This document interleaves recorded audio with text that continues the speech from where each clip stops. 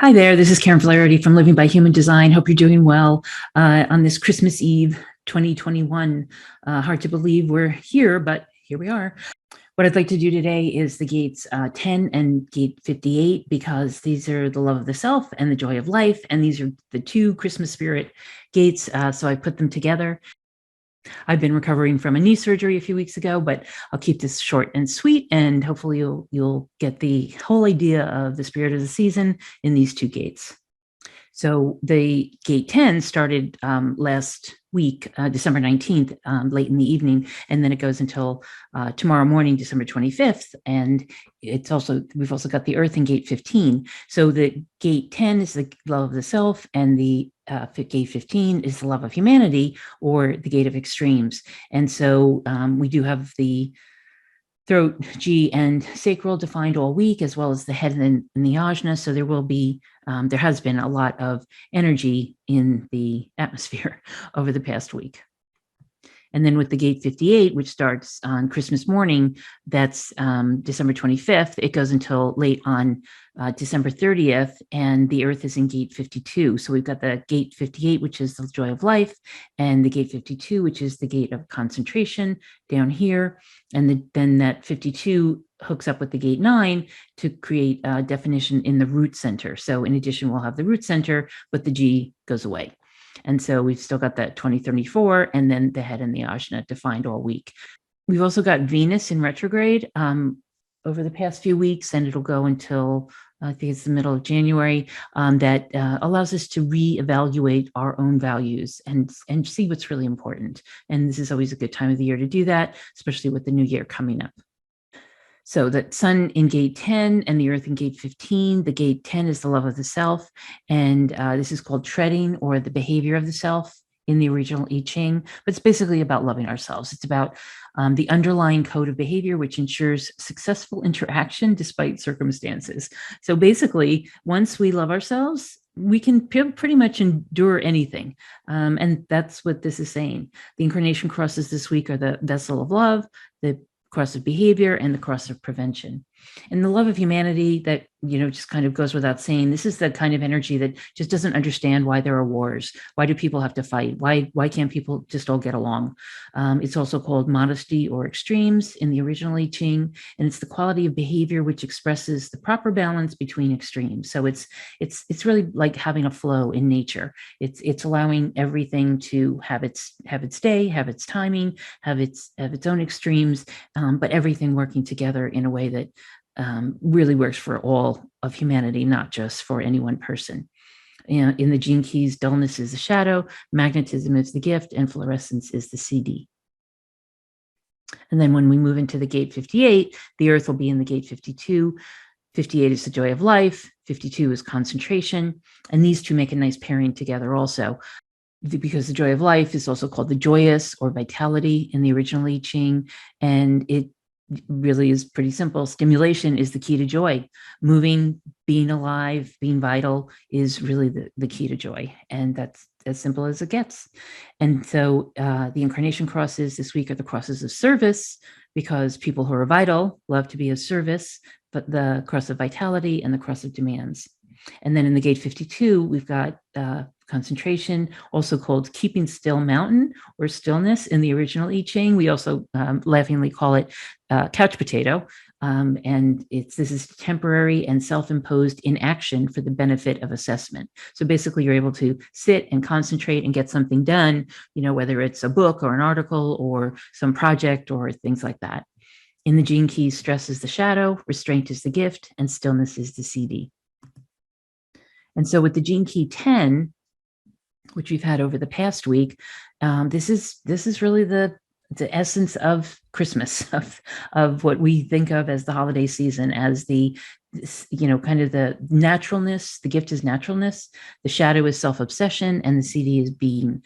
And so with this naturalness, we're able to be ourselves. We're able to be authentic, live in our own skin, and trust that everything will flow.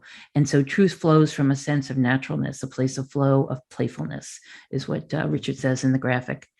The self-obsession that comes from the shadow is pretty apparent in life these days. If you look around and see people who are active on any of the social media platforms, taking selfies, things like that. It's taking self to an extreme, actually. And so he also says the life of every individual human being is a journey through the frequencies of this 10th gene key, because it's the frequency of moving toward ourselves, toward our authentic naturalness and our authentic way of being. It's a lovely energy, and it's once we're in love with ourselves, which sounds self-obsessive, but if we transcend that in a way and take it to selflessness as opposed to self-obsession, we can then be in our naturalness, and we can help others as well as empowering other people with this energy.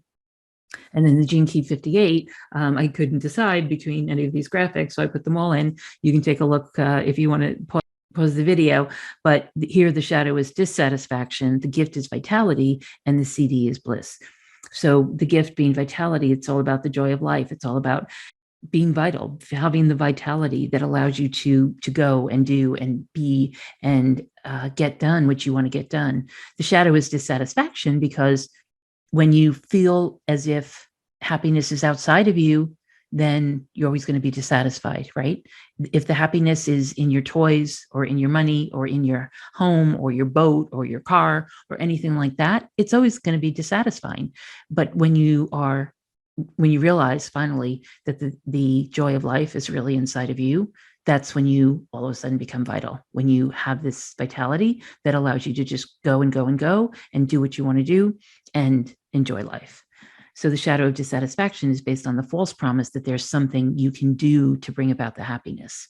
And the fact is, you don't really need to do anything. The happiness is inside, the joy of life is inside you, and we can live from that each and every day. And it's the kind of thing where you can just be happy for no reason. You don't have to have a reason to be happy. You can just be happy. And at the gift frequency, the same energy that you experienced as dissatisfaction now begins to turn into joy. And it's as simple as that. We don't have to have something to focus on to be happy. We can just be happy. It sounds a little too simple sometimes, but we've all found it's the truth. And I'll just read one of the graphics here. My favorite is on the bottom. Everything we touch and everyone we love becomes a part of us and increases our vitality. So I hope that happens for you this holiday season. So there are a lot of people born in the gate 10, which is the right angle cross of the vessel of love, juxtaposition cross of behavior, or the left angle cross of prevention. We've got Chris Evert, Jane Fonda, Ava Gardner, Frank Zappa, Robin and Maurice Gibb, who are twins, and a number of other people. And then in the gate 58, we have the right angle cross of service, vitality, and demands. And some of the people here are Tiger Woods, Louis Pasteur, Marlene Dietrich. So we had a number of historical things happening, although, historically, Christmas week is usually fairly quiet in both hemispheres. But it did include in 1963, 4,000 people crossed the Berlin Wall to visit relatives under a 17-day Christmas accord. In 1966, the United States denounced sending grain to fight the famine in India. The Romanian government in 1989 was overthrown. And on that same day, in 1989, the division of East and West Germany effectively ends when the Brandenburg Gate in Berlin reopens for the first time in nearly 30 years. So that was very significant at that time.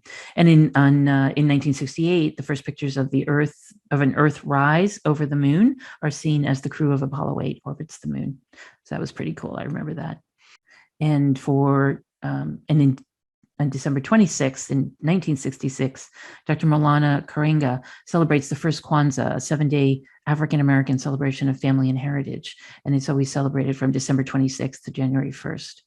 In 1932, Radio City Music Hall opened, and in 1965, a Christmas truce was observed in Vietnam while President Johnson tries to get the North Vietnamese to the bargaining table. Unfortunately, that was unsuccessful.